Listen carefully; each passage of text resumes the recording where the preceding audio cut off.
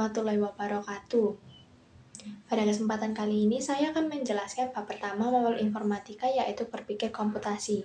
Dalam subbab pertama terdapat 3 poin penting, yaitu yang pertama ada ide atau konsep gagasan yang berarti respon berpikir yang melahirkan imajinasi berupa rancangan solusi terhadap masalah yang dihadapi sebagai hasil pemikiran, baik secara spontan maupun pemikiran yang lama.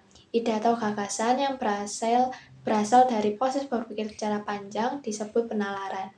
Yang kedua, ada teknik memetakan ide, yaitu tahapan mengkategorikan, menjabarkan, dan menggambarkan ide. Biasanya dengan tahapan 1 menentukan tema utama, 2 identifikasi setiap cabang atau subtema, dan 3 mengembangkan tiap subtema dengan lengkap dan detail. Yang ketiga ada konsep algoritma. Algoritma adalah serangkaian proses atau aturan yang disusun dan diurutkan secara sistematis dan logis untuk menyelesaikan permasalahan. Kemudian pada subbab kedua terdapat 2 poin, yaitu yang pertama definisi proposisi. Proposisi adalah metode untuk menyatakan sesuatu secara utuh sehingga dapat dinilai apakah pernyataan tersebut benar, salah, disetujui, ditolak, diterima, atau disangkal validitasnya. Kemudian logika proposisi dapat diidentifikasi menjadi 4 elemen, yaitu subjek, yaitu konsep yang menjadi aktor utama dalam pernyataan. Yang kedua kopula, yaitu kata kerja yang menjadi penghubung antara subjek dan predikat. Kemudian yang ketiga predikat, yaitu perlakuan yang dilakukan terhadap subjek. Yang keempat adalah kuantor, yaitu bagian dari pernyataan yang penulisannya disesuaikan dengan kebutuhan. Kemudian poin yang kedua ada aspek penggunaan dalam komposisi yang terbagi menjadi 4 aspek, yaitu yang pertama aspek bentuk, terbagi menjadi proposisi tunggal dan proposisi majemuk. Yang kedua ada aspek sifat yang terbagi menjadi kondisional dan kategorial. Yang ketiga yaitu aspek luas terbagi menjadi aspek universal, partikular, dan singular. Kemudian yang keempat ada aspek kualitas dan kuantitas terbagi menjadi proposisi A dan E. Dan kemudian terbagi juga menjadi proposisi 1 dan 0. Pada subbab ketiga membahas logika matematika. Yang pertama ada negasi, yaitu metode mengembalikan nilai sebelumnya. Dengan negasi kita dapat membuat penyangkalan dari pernyataan sebelumnya. Lalu yang kedua ada konjungsi, yaitu teknik penggabungan beberapa pernyataan dengan karakteristik konjungsi kata dan. Lalu yang ketiga ada disjungsi, yaitu teknik perbandingan antara dua pernyataan. Biasanya ditandai dengan penggunaan kata atau.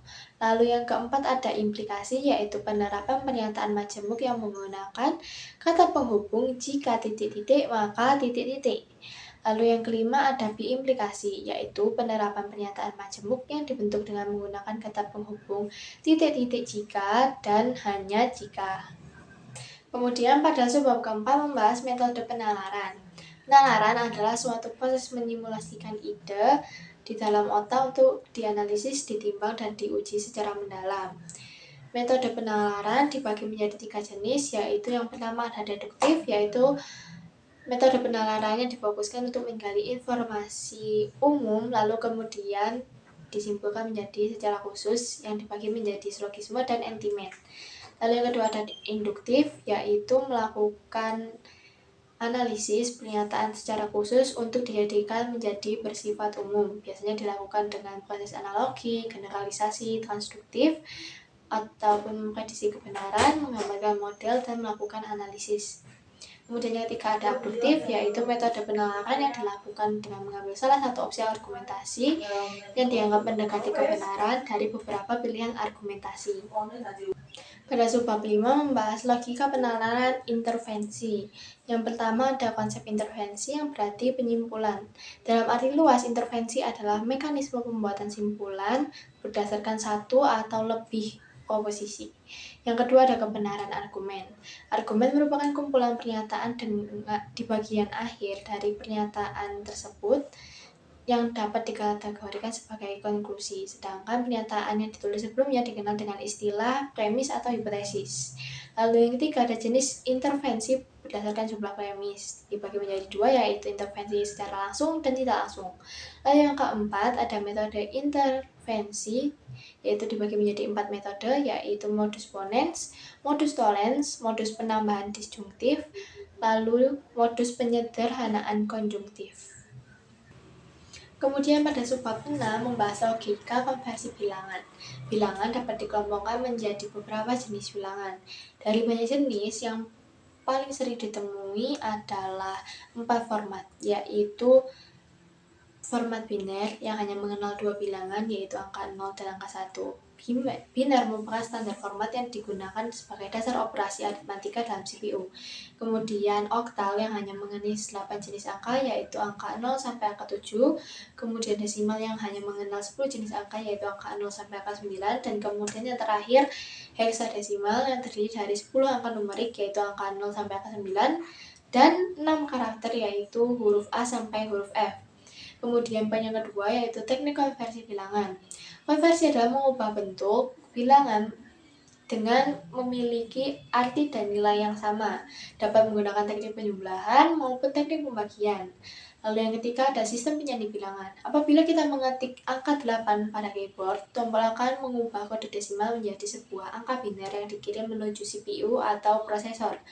Nah, proses tersebut merupakan tahap encoding, yaitu tahap mengubah nilai desimal menjadi nilai biner sebelum dikirimkan ke CPU. Lalu nilai biner pada CPU kemudian diolah dan dikirimkan menuju rangkaian decoder untuk mengubah nilai biner menjadi nilai desimal, yang kemudian akan ditampilkan dalam layar monitor. Pada subbab ke-7 membahas berpikir algoritmik.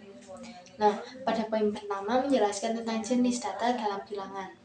Berpikir komputasional atau compositional thinking sendiri merupakan metode menyelesaikan masalah dengan cara menerapkan ilmu komputer yang menuntut berpola berpikir runtut, teratur, detail, jelas, dan memiliki nilai input dan output yang dihasilkan. Nilai input yang diinputkan, diolah, dan dihasilkan merupakan sebuah data yang dapat dibaca, dihitung, dan dianalisis. Lalu pada poin kedua membahas teknologi compositional thinking. Konsep CT pertama kali diperkenalkan oleh Janet Wing pada 2006 sebagai bentuk model dan mekanisme penyelesaian masalah melalui tahapan analisis masalah dan implementasi pendekatan ilmu komputer dengan tujuan efektivitas dan kecepatan pengambilan keputusan. Sekian penjelasan bab pertama dari saya pada mapel informatika. Terima kasih. Wassalamualaikum warahmatullahi wabarakatuh.